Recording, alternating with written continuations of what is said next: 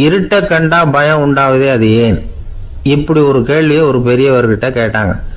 அதுக்கு அவர் பதில் சொல்றார். மனிதனுடைய ஆதிகால வாழ்க்கையில தொற்றிக்கொண்ட பயம் இது வேரூன்றி இருக்குது, இன்னமும் போகல. 50,000 வருஷங்களுக்கு முன்னாடி மனுஷன் குகைகள்ல வாழ்ந்தான். பகல்ல பயம் இருக்காது, ராத்திரியில மிருகங்கள் தாக்கும், கொல்லும், நிம்மதியா தூங்க கூட முடியாது. அதனால இந்த மனுஷனுக்கு இரவுன்னா மரணம், பயம் அப்படின்னு பழகி போச்சு. மனிதர்களுடைய எல்லா மனசையும் சேர்த்து மொத்தமா ஒரு மனசு உண்டு. மனிதர்களுடைய நினைவு இந்த மொத்த மனசுல பதிஞ்சிருக்கு, பரவுது. இந்த மொத்த மனசுல இருட்டு பற்றிய பயம் பதிந்து நீடிக்குது அப்படிங்கிறார் அவர். இந்த காலத்துல இரவை பகலாக்கிறதுக்கு எவ்வளவோ விளக்குகள்லாம் வந்தாச்சு. ராத்திரியிலேயும் மிருகங்கள் தாக்குங்கிற நிலைமை இல்லை. பாதுகாப்பான வீடுகள், விலங்குகளும் விலகி போயிட்டு, விலங்குகள்லாம் விலகி போயிட்டு, வீடுகளும் பாதுகாப்பா இருக்குது. சரி, இருந்தாலும் அந்த பழங்கால பயம் இருட்டு பயம் இன்னமும் மனுஷனை விட்டு போகல. இன்னொரு விஷயம் என்னன்னா, இருட்டுல இருந்து வெளிச்சத்துக்கு வராத மனிதர்கள் இன்னைக்கு அதிகம். ஒரு ஆளு ஆத்துக்கு மீன் பிடிக்கிறதுக்காக போனான், இன்னும் விடியல. அதுக்குள்ள வலையை எடுத்துட்டு கிளம்பி போயிட்டான். வெளிச்சம் வர்றதுக்கு முன்னாடியே போய் சேர்ந்துட்டான். விடிகிற வரைக்கும் என்ன பண்றது? சும்மா கரையிலேயே உட்காந்து காலை ஆட்டிட்டு இருக்கிறான். காலில் ஏதோ ஒரு சின்ன மூட்டை தட்டுப்பட்டுது. இருட்டுல அது என்னன்னு சரியா தெரியல. மூட்டைக்குள்ள சின்ன சின்ன கல்லா நிறைஞ்சி இருக்குது. சும்மா பொழுது போகணுமேங்கிறதுக்காக இவன் அந்த மூட்டைக்குள்ள இருந்து ஒவ்வொரு கல்லா எடுத்து ஆத்துல வீசிக்கிட்டு இருக்கிறான். விடிகிற வரைக்கும் வேற வேலை இல்லைங்கிறதுனால எப்படி செஞ்சுக்கிட்டே உட்காந்துருக்கிறான்.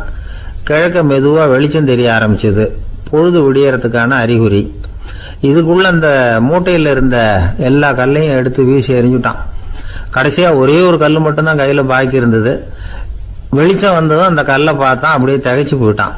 அடடா, இது வரைக்கும் தெரியாம தப்பு பண்ணிட்டோமே அப்படின்னு நினைச்சான். ஏன் தெரியுமா? அவன் கையில இருந்தது வெறும் கல் இல்ல, விலை வசந்த ரத்தன கல். அது இருட்டுல என்னன்னு புரியாததுனால மூட்டையில இருந்த எல்லா ரத்தன கல்லையும் ஆத்துல வீசி எறிஞ்சிருக்கிறான். இப்போ அவனுக்கு அழுகையே வந்துடும் போல இருந்தது. வாழ்க்கையை வசதி ஆக்கிக்கிறதுக்கான வாய்ப்பு அவனுக்கு இருந்தது. இருந்தாலும் இருட்டுல அதை இழந்துட்டான். அந்த வகையில அவனுக்கு கொஞ்சம் அதிர்ஷ்டம் இருந்திருக்குது. அதாவது ஏதோ ஒரு வகையில இருந்திருக்குது.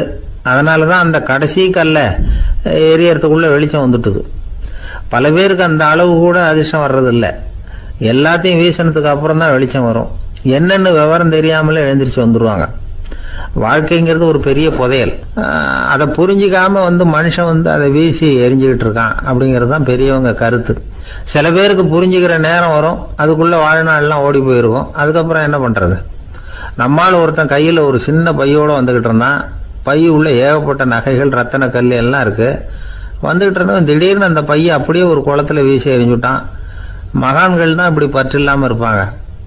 என்னங்க இது, விலை மதிப்புள்ள அந்த பையை இப்படி குளத்துல வீசி எறிஞ்சுட்டீங்களே, இதுக்கு என்ன அர்த்தம் அப்படின்னு கேட்டார் அவன் கூட வந்தவர். அவன் மெதுவா இவர் காதோட காதா சொல்றான். ஒரு போலீஸ்காரர் பின்னாடி வந்துகிட்டு இருக்கிறார், அவர் போனதுக்கு அப்புறம் இதை எடுத்துக்குவேன் அப்படிங்கிறான். 2 பேர் சுவாரஸ்யமா பேசிட்டு இருக்கிறப்போ குறுக்க புகுந்து தொந்தரவு பண்றதுக்குன்னே சில பேர் இருப்பாங்க. அது ரொம்ப இடைஞ்சலா இருக்கும். இதே மாதிரி மின்காந்தம் கூட குறுக்க புகுந்து தொந்தரவு பண்ணும். கடைசியில் அது ஒரு பெரிய இடைஞ்சல கொண்டாந்து விட்டுரும். சில வீடுகளில் கேபிள் கனெக்ஷன் இல்லாமல் சில தனியார் டிவி காட்சிகள் தெரியும். அதுக்கு என்ன காரணம்னா இந்த மின்காந்த குறுக்கீடு தான் காரணம். இதைத்தான் சுருக்கமாக EMI அப்படின்னு சொல்றாங்க. அதாவது எலக்ட்ரோ மேக்னெட்டிக் இன்டர்ஃபியரன்ஸ். இது ஏற்படக்கூடிய இடங்கள் எது எதுன்னு எடுத்துக்கிட்டா அது ஒரு பெரிய பட்டியலாகவே போயிடும். இந்த EMI தொந்தரவு கேபிள் டிவியில் மட்டும்தான் இல்லை, ராக்கெட் ஏவுதளத்தில் உள்ள ரேடார்கள், அங்கே உள்ள சில சக்தி வாய்ந்த தொலைத்தொடர்பு சாதனங்கள், விமான தளங்களில் உள்ள ரேடார்கள், கப்பல் தளங்களில் பொருத்தப்பட்டிருக்கக்கூடிய சக்தி வாய்ந்த ஆண்டனாக்கள், இப்படி நிறைய சொல்லலாம். காவல் நிலையங்களில் பயன்படுத்தப்படுகிற வயர்லெஸ் தொடர்பு சாதனங்கள் கூட ஓரளவுக்கு இந்த மின்காந்த அலைகளை வெளியிடும். நம்ம வீட்டில் உட்காந்துக்கிட்டு ரேடியோ கேட்டுக்கிட்டு இருப்போம் அல்லது டிவி பார்த்துக்கிட்டு இருப்போம். அந்த சமயத்தில் பக்கத்து தெருவில் ஒரு மோட்டார் சைக்கிள் அல்லது காரு, குறிப்பாக பெட்ரோல் இன்ஜின், அது போகிறப்போ அதில் உள்ள மின்கலத்தில் அதாவது மேக்னெட்டோ பேட்டரியிலிருந்து வெளிப்படுகிற மின்காந்த அலை இங்கே டிவியிலையும் ரேடியோவிலையும் கரகரப்பு உண்டு பண்ணும். சரி, இது பெருசா என்ன இடைஞ்சல உண்டு பண்ணிட போகுது அப்படின்னு நாம அலட்சியமா நினைக்கலாம். வயசானவங்களுக்கு மறதி நோயின்னு ஒன்று வரும்ல, அல்ஷமீர், அதாவது மூளையில் உள்ள செல்கள் செயலிழந்து போயிடுறது. அது செய்ய வேண்டிய வேலையை மறந்துடும். மனைவியே எதிரில் நின்னா கூட உன்னை எங்கேயோ பார்த்தது மாதிரி தெரியுதே அப்படின்னு சொல்லிட்டு இருப்பாங்க. அப்படி ஒரு மறதி. இந்த விசித்திரமான நோய்க்கு இதுவரைக்கும் மருந்தே இல்லைன்னு வேற சொல்றாங்க. இந்த மைக்ரோ ஓவன் அப்படின்னு சொல்லக்கூடிய சமையல் அடுப்புகள் கூட மின்காந்த அலைகளை வெளியிடுது. சமயத்தில் சில தொழிற்சாலைகளில் கூட பெரிய விபத்துக்களை இந்த இஎம்ஐ உண்டு பண்ணிவிடும். இதை பற்றி தீவிரமாக சிந்திக்க ஆரம்பிச்சதே ஒரு விபத்துக்கு பிறகுதான். அமெரிக்காவுக்கும் வியட்நாமுக்கும் இடையில போர் நடந்தது. அந்த சமயம் அமெரிக்காவுக்கு சொந்தமான விமானம் தாங்கி கப்பல் ஒன்று வியட்நாமை தாக்கிறதுக்கு தயாரா ஏவுகணைகளோட கடல்ல நிறுத்தி வைக்கப்பட்டிருந்தது. தற்செயலா அந்த பகுதியில கப்பல் தொலைத்தொடர்பு பகுதிக்கு அருகில ஊடுருவிய இந்த சக்தி வாய்ந்த ரேடியோ அலைகள் ஏவுகணையில இருந்த மின்னணு சர்க்கியூட்டை பூர்த்தி செஞ்சு வச்சுட்டுது. அவ்வளவுதான், ஏவுகணை அங்கேயே வெடிச்சு சிதறி போச்சு. 130 பேர் அந்த இடத்துலயே உடல் கருகி செத்து போட்டாங்க.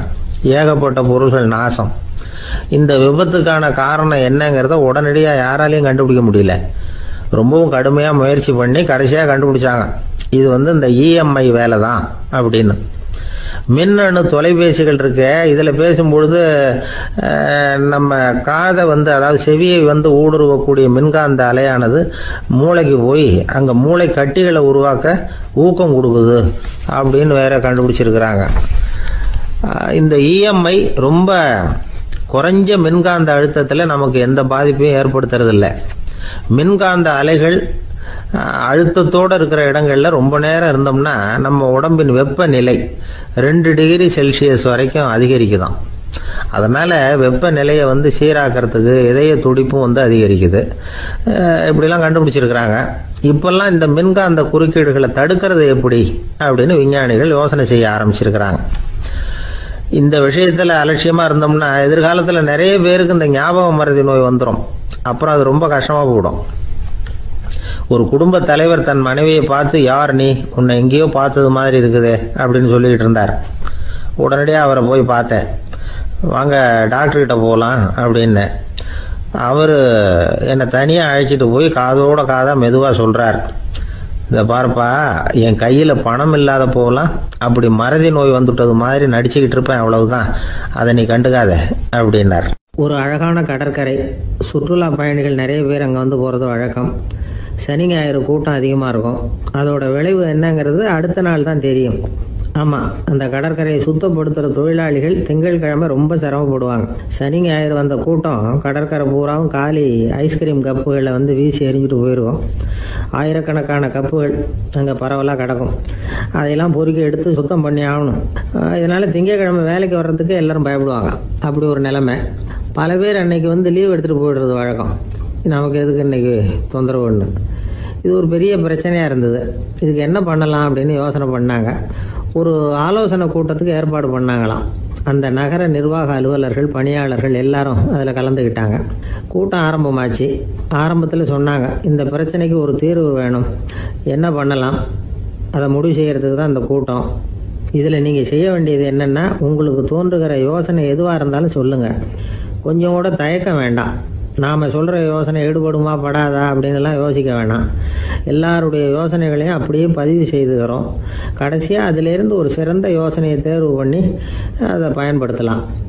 இந்த சந்தர்ப்பத்தில் இன்னொரு முக்கியமான வேண்டுகோள், எவ்வளவு சாதாரணமான யோசனையாக இருந்தாலும் சரி, அது சொல்லும் பொழுது அடுத்தவங்க ஏளனம் செய்யக்கூடாது. இது ஒரு பெரிய யோசனையா அப்படின்னு சொல்லி எதையும் அலட்சியப்படுத்தக்கூடாது. இதுதான் அந்த கூட்டத்தின் ஆரம்பத்தில் செய்யப்பட்ட அறிவிப்பு. உடனே அந்த கூட்டத்தில் இருந்தவங்க ஆளுக்கு ஒரு யோசனை சொல்ல ஆரம்பித்தாங்க. ஒருத்தர் எழுந்திருச்சார், இங்கே வர்ற சுற்றுலா பயணிகள்கிட்ட ஆளுக்கு $10 ஒரு டெபாசிட் மாதிரி வைப்பு பணமாக வாங்கிக்கணும். காலி ஐஸ்கிரீம் கப்பை திருப்பி கொடுத்தா அந்த பணத்தை திருப்பி கொடுத்துடலாம்.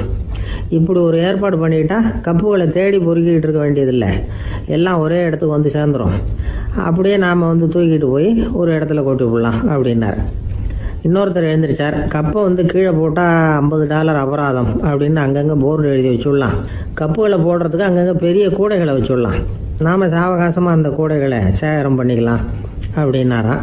இன்னொருத்தர் எழுந்திருச்சு கொஞ்சம் கோபமாக பேசினார், கப்புகளை வந்து அவங்க வாயிலே திணிச்சுடணும், அதுகளை முன்னு சாப்பிட்டு பார்த்தா தான் தெரியும் அது எவ்வளவு கஷ்டங்கிறது அப்படின்னு ரொம்ப கடுமையாக பேசியிருக்காரு. இது வேடிக்கையாக தெரிஞ்சாலும் இந்த யோசனையும் பதிவு செஞ்சுக்கிட்டாங்களாம். இப்படி பல யோசனைகள். கடைசியாக எல்லாத்தையும் படித்து பார்த்துட்டு பரிசீலனை பண்ணாங்க. அப்புறம் தான் யோசனை வந்தது. இவர் வேடிக்கையாக சொன்னது கப்புகளை அவங்கவுங்க வாயிலே திணிச்சு சாப்பிட சொல்லணும், அதுதான் தண்டனைன்னார்ல. ஏன் அப்படி சாப்பிட்றது மாதிரியே கப்புகளை தயார் பண்ண என்ன அப்படின்னு சிந்திக்க ஆரம்பித்தாங்களாம். ஆகா, அதுதான் சரின்னு ஒரு முடிவுக்கு வந்தாங்க. அதுலேருந்து உருவானது தான் இந்த வேஃபர் கப்ஸ். ஐஸ்கிரீமை சாப்பிட்டு முடிச்சதும் கப்பையும் சாப்பிட்டுடலாம். கோன் ஐஸ்கிரீம் சாப்பிட்றோம்ல, அதுதான். அமெரிக்காவில் மியாமி கடற்கரையில் ரொம்ப காலமாக இருந்துக்கிட்டு வந்த குப்பை பிரச்சனைக்கு இப்படி தான் ஒரு தீர்வு வந்துதான். இதுலேருந்து நாம் புரிஞ்சிக்க வேண்டியது என்னென்னா, நாம் அன்றாட எத்தனையோ பிரச்சனைகளை சந்திக்கிறோம், அதுக்கெல்லாம் தீர்வு உண்டு. அது எங்கே ஒளிஞ்சிருக்குன்னு கண்டுபிடிக்கணும். அந்த யோசனையையும் நல்லா தீவிரமாக யோசிக்கணும். யார் என்ன யோசனை சொன்னாலும் அதை வந்து அலட்சியப்படுத்தக்கூடாது, அக்கறையோடு கவனிக்கணும், அதை யோசித்து பார்க்கணும். ஒரு அம்மா தன்னோட வீட்டுக்காரரை ஒரு மனநல மருத்துவர்கிட்ட அழைச்சிட்டு வந்தாங்களாம். டாக்டர், இவருக்கு கோன் ஐஸ்கிரீம் பிடிக்கல, பேப்பர் கப்பில் இருக்கிற ஐஸ்கிரீம் தான் வேணும்னு அடம் பிடிக்கிறார் அப்படின்னாங்களாம். அது ஒன்றும் தப்பு இல்லையேன்னாராம் டாக்டர். இதுக்கு அந்த அம்மா சொன்னாங்களாம், இவர் கப்பு ஐஸ்கிரீம் வாங்குறதுல தப்பு இல்லை டாக்டர், பிரச்சனை அது இல்லை. அப்புறம் வேற என்னன்னு கேட்டிருக்காரு. வாங்கினதும் ஐஸ்கிரீமை கீழே கொட்டிவிட்டு அந்த பேப்பர் கப்பை மட்டும் விரும்பி சாப்பிட்றார், அதனால தான் அவங்ககிட்ட அழைச்சிட்டு வந்தேன் அப்படின்னாங்களாம். ஒரு கணவன் மனைவி எப்போ பார்த்தாலும் அவங்க 2 பேருக்கும் இடையில சண்டை வந்துக்கிட்டே இருந்தது. இதில் என்ன ஆச்சரியங்கிறீங்களா? நான் அதுக்காக சொல்ல வரல, இது வேற விஷயம். அதாவது சண்டை போடாமல் இருக்கிறதுக்கு வழி சொல்கிற தகவல் இது. நான் சொன்ன அந்த கணவன் மனைவி எப்படின்னா, கணவன் ஒரு வார்த்தை சொன்னால் மனைவி கிட்டேருந்து 2 வார்த்தை பதிலாக வரும். இதுக்கு கணவன்கிட்ட இருந்து 4 வார்த்தை பதிலாக வரும். இப்படி வார்த்தைகள் பெருகி போய் கடைசியில் வம்புல வந்து முடியும்.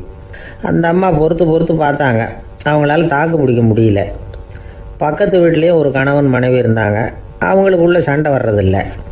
அது எப்படி அவங்களால மட்டும் சண்டை போடாமல் இருக்க முடியுது அப்படின்னு இந்த அம்மாவுக்கு ஆச்சரியம். ஒரு நாள் நேராக பக்கத்து வீட்டு அம்மாக்கிட்டே போய், ஏம்மா, நீங்கள் எப்படி கணவனும் மனைவியும் சண்டை போட்டுக்காமல் இருக்கிறீங்க, அது எப்படி முடியுது உங்களால் அப்படின்னு கேட்டாங்க. அதுக்குன்னு ஒரு மருந்து இருக்குது, அதை சாப்பிட்டா சண்டை வராது அப்படின்னாங்க அவங்க. சரிங்க, அந்த மருந்தை அவர் சாப்பிட மாட்டேன்னு சொல்லிட்டா என்ன பண்ணுறது அப்படின்னு கேட்டிருக்கிறாங்க இவங்க. அந்த மருந்து அவருக்கு இல்லைம்மா, உனக்கு தான் அப்படின்னாங்களாம் அவங்க. அப்படியா, அப்படின்னா கொடுங்க, ரொம்ப நல்லதாக போச்சு. அதை எப்படி சாப்பிட்றதுங்கிற விவரத்தையும் சொல்லுங்கள், எங்கே அது கிடைக்குங்கிறதையும் சொல்லுங்கள், வாங்கிக்கிறேன் அப்படின்னு கேட்டாங்களாம் இவங்க. வேறு எங்கேயும் போய் வாங்க வேண்டாம், என்கிட்டே இருக்க அந்த மருந்து அதில் கொஞ்சம் தர்றேன், வாங்கி வச்சுக்க. உன் வீட்டுக்காரர் உன்னோட சண்டையை ஆரம்பிக்கிறப்போலாம் நீ இந்த மருந்தில் 1 ounce வாயில் ஊற்றிக்கணும். அதை உடனே குடிச்சிடக்கூடாது, ஒரு 5 நிமிஷமாவது அது வாயில் இருக்கணும், அதுக்கப்புறம் குடிச்சுடலாம் அப்படின்னு சொல்லி ஒரு பாட்டில் மருந்தை இந்த அம்மா கிட்ட கொடுத்து அனுப்புனாங்களாம். மருந்தை எடுத்துக்கிட்டு இந்த அம்மா வீட்டுக்கு வந்திருக்கிறாங்க. வீடு பூட்டி இருந்ததுனால கணவன் வந்து வாசல்லையே காத்துக்கிட்டு இருக்கிறான். மனைவியை கண்டதும் சண்டை போட ஆரம்பிச்சிட்டான். வீட்டை பூட்டி விட்டு எங்கே போய் தொலைஞ்ச, எவ்வளோ நேரமாக ஒரு மனுஷன் வாசல்லையே காத்துட்டு கிடக்கிறது அப்படி இப்படின்னு கத்த ஆரம்பிச்சிட்டான். மனைவி இதுக்கு பதிலே சொல்லலை. அந்த அம்மா வீட்டை திறந்தாங்க, சமையல் அறைக்குள்ளே போனாங்க, 1 ounce மருந்தை வாயில் ஊற்றிக்கிட்டாங்க. அன்னைக்கு சண்டை வந்து மேற்கொண்டு வளரவே இல்லை, நின்றுட்டுது. மருந்து பரவாயில்லை. அதுக்கப்புறம் பல சந்தர்ப்பங்களில் சண்டை வரும் போல் இருக்கிற போலாம் இந்த மருந்து அதை நிறுத்தியிருக்கு. பிரமாதமான மருந்தாக இருக்குது இதை கொஞ்சம் அதிகமாகவே வாங்கி வீட்டில் வச்சுக்க வேண்டியது தான் அப்படின்னு முடிவு பண்ணிக்கிட்டு இந்த அம்மா மறுபடியும் பக்கத்து வீட்டு அம்மாக்கிட்ட போனாங்க. எவ்வளவு விலையானாலும் சரி, நான் காசு கொடுத்து வாங்கி வச்சுக்கிறேன், எந்த கடையில் இருக்குது இந்த மருந்து சொல்லுங்க அப்படின்னு கேட்டாங்க. இந்த மருந்துக்கு விலையே கிடையாதுங்க, இலவசமாகவே கிடைக்கும்னாங்களாம் அவங்க. அது எப்படி விலையில்லாமல் இதை விற்க முடியுது அப்படின்னு கேட்டாங்களாம் இவங்க. அது மருந்தாக இருந்தால் தானே விலை வைக்கிறதுக்கு, அது வெறும் தண்ணி தானே அப்படின்னாங்களாம். வெறும் தண்ணியாக சண்டையை நிறுத்துது அப்படின்ட்டு இருக்காங்க இவங்க. அது சண்டையை நிறுத்தலை, உன்னோட மௌனம் தான் சண்டையை நிறுத்துது. நீ வாயில் தண்ணியை வச்சுக்கிறதுனால எதிர்த்து பேசுறதில்ல, அதனால் உன்னுடைய கணவர் கோபம் வந்து சாந்தமாயிடுது அப்படின்னாங்களாம் அவங்க. இந்த கதையிலேருந்து சண்டையை நிறுத்துற மருந்து எதுன்னு தெரிஞ்சுக்கிட்டோம் இல்லையா. ஒருத்தர் என்ன பண்ணார், பாட்டிலில் வந்து தண்ணியை ஊற்றி வச்சுக்கிட்டு அவர்கிட்ட வர்றவங்களுக்கெல்லாம் இதை சிபாரிசு பண்ணலாம்னு நினச்சிக்கிட்டு உட்காந்துருந்தார். ஒரு அம்மா வந்தாங்க, இதை கேட்டுவிட்டு இதையே ஒரு மருந்து மாதிரி கொடுக்கலாம்ங்கிறது அவர் முடிவு. அதனால் பாட்டிலில் தண்ணியை அடித்து வச்சுக்கிட்டு அதில் கலருக்காக என்னத்தையோ ஒரு ஜீரகம் அது மாதிரி எதையாவது கலந்து வச்சுக்கிட்டு ஒரு மருந்து மாதிரி ஒரு பாவனையில் வச்சுக்கிட்டு உட்காந்துருக்காரு. யாராவது வீட்டில் சண்டைன்னா என்கிட்ட வாங்க மருந்து தரேன்னு. ஒரு அம்மா வந்தாங்க, எனக்கும் என் வீட்டுக்காரருக்கும் அடிக்கடி சண்டை வருதுங்க அப்படின்ட்டு இருக்காங்க. கவலைப்படாதம்மா, நான் ஒரு மருந்து தரேன்னு சொல்லி வீட்டுக்குள்ளே போய் ஒரு பாட்டில் எடுத்து வந்து கொடுத்தாரு. பாட்டிலில் இருக்கிறது என்னங்கிறத சொல்லிவிட்டா அது பேரில் மரியாதை வராது இல்லையா, அதனால் சொல்லலை. அந்த அம்மா வாங்கிட்டு போனாங்க. 4 நாள் கழித்து திரும்பி வந்தாங்க. என்னம்மா வீட்டில் சண்டை நின்று போச்சான்னு கேட்டிருக்காரு இவர். அங்கே நின்று போச்சுங்க, இப்போ உங்ககிட்ட ஆரம்பமாக போகுதுன்னாங்களாம். என்னம்மா அப்படின்ட்டுருக்காரு இவர் பயந்து போய். பின்ன என்னங்க நீங்கள் என்ன மருந்து கொடுத்துருக்குறீங்க என்னங்க அப்படின்னாங்களாம் கோபமாக.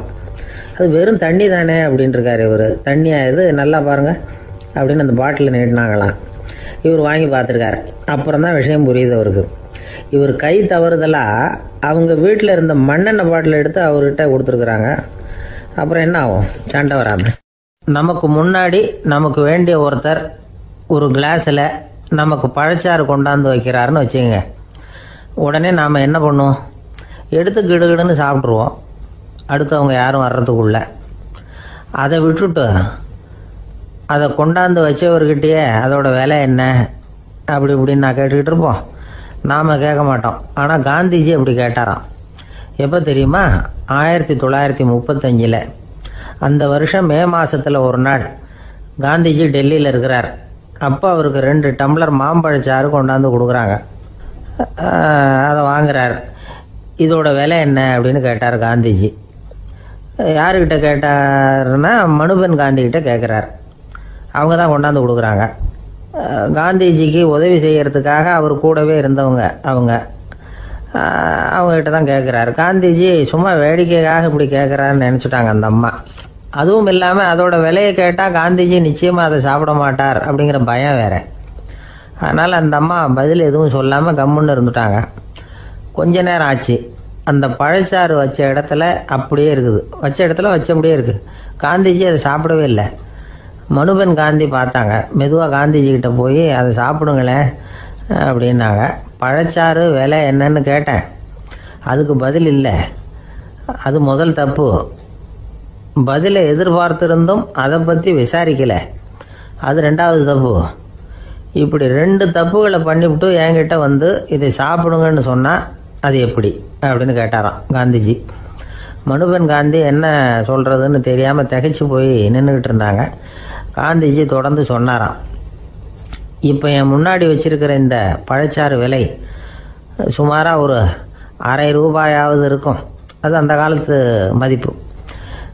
இந்த பழச்சாறு இல்லாமல் கூட என்னால் இருக்க முடியும். ஆனால் அவசியமான பொருள்களை வாங்கிறதுக்கு கூட சக்தி இல்லாத மக்கள் இந்த நாட்டில் நிறைய பேர் இருக்கிறாங்க.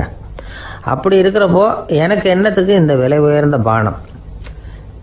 இதை இப்போ நான் சாப்பிட்டா என் உடம்பு வேணும்னா ஆரோக்கியமாகலாம், ஆனால் என் மனசு அமைதி அடையாது. எனக்கு என்னுடைய உடல் ஆரோக்கியத்தை விட மன ஆரோக்கியம்தான் முக்கியம்.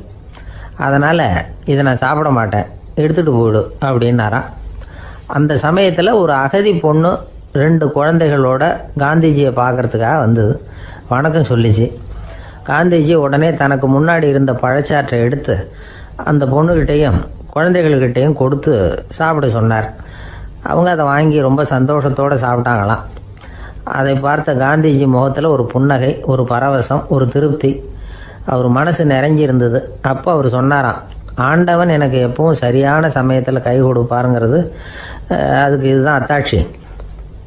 நான் ஒரு இக்கட்டான சூழ்நிலையில் இருக்கிறப்ப கூட கடவுளின் கருணையால் அந்த சூழ்நிலை என்னை பாதிக்கலை. என் கூட இவ்வளோ நாள் பழகியும் கூட இங்கே இருக்கிறவங்க எனக்கு அதிக விலை உள்ள பழரசத்தை கொடுத்தாங்க. ஆனால் சரியான நேரத்தில் அதை சாப்பிட வேண்டியவங்களை என்கிட்ட அனுப்பி வச்சு என்னை சந்தோஷப்படுத்தினார் கடவுள், அவருக்கு நன்றி அப்படின்னாராம் மகாத்மா காந்தி. உடல் ஆரோக்கியத்தை விட மன ஆரோக்கியம்தான் எனக்கு முக்கியம்னு சொன்னார் பாருங்க. அதை நாம் எல்லாரும் மனப்பூர்வமாக இன்றைக்கி சிந்திச்சு பார்க்கணும். இந்த காலத்தில் எல்லாரும் அப்படியா நினைக்கிறாங்க? எனக்கு தெரிஞ்ச ஒருத்தர் இருந்தார். தினமும் காலையில் ஒரு காஃபி சாப்பிட உட்கார்ற நேரத்தில் பக்கத்து வீட்டுக்காரர் வந்து சேருவார் கரெக்டாக. உடனே அவரும் தனக்குன்னு வந்திருக்கிற காப்பியை எடுத்து மனப்பூர்வமாக பக்கத்து வீட்டுக்காரர்கிட்ட கொடுத்துருவார். அதுக்கப்புறம் அவருக்காக வேறு காப்பி போட்டு கொண்டாந்து கொடுத்தாலும் வேண்டான்னு சொல்லிடுவார். ஆண்டவனாக பார்த்து சரியான நேரத்தில் அவரை எங்கள் வீட்டுக்கு தினமும் அனுப்பி வைக்கிறார் அப்படிம்பார். ஏன் அப்படி சொல்கிறீங்க அப்படின்னு கேட்டோம் ஒரு நாள். அதுக்கு அவர் சொல்றார், எனக்கு என்னோட உடல் ஆரோக்கியம்தான் முக்கியம். இதை கடவுள் புரிஞ்சுக்கிட்டு எங்க வீட்டு காப்பியை சாப்பிட்றதுக்கு தினமும் அடுத்த வீட்டுக்காரனை அனுப்பி வைக்கிறார் அப்படின்னார் அவர்.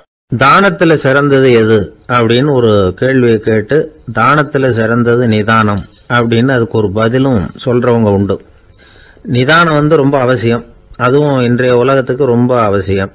இன்னைக்கு உலகம் ரொம்ப பரபரப்பா போய்கிட்டு இருக்குது. பொறுமையா இருக்கணும்னு நினைக்கிறவங்களால கூட அப்படி இருக்க முடியறதில்ல.